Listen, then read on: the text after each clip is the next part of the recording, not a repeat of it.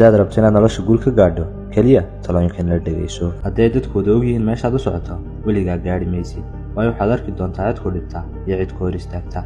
keliya amisnaan ku shaqee ilaa aad guusha ka gaadhayso, iyagoo ha arkaan natiijadaada uun. ha filan hana sugin inuu qofku caawiyo. haddaad rabto inaad guul gaadho keliya naftaada ku tasho. dhinacaad u socoto ayaa ka muhiimsan xawaara aad ku socoto. bal ka waran haddii aad dheeraynayso laakiin aad waddo qaldan ku socoto. aad uga fiirso tallaabooyinkaaga una dhaqaaq dhinaca saxda ah. naftaada ka sheegin wax negatif ah ama wax xun, xitaa haddii ay tahay si kaftana. markaad ogaatid qiimahaaga wax muhiimad ah ma siin doontid waxay dadku ka aaminsan yihiin. sidoo kalena waxaad joojin doontaa raaligelinta dadka. guushu ma aha hadafka ma dambaysa ee waa safar.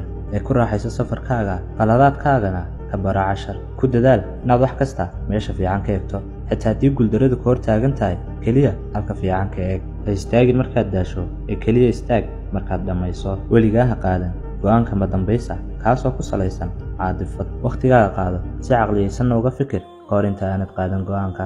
waxaan rajaynaa inaad wax ka faa'iideen. waad mahadsantiin saaxiibayaal.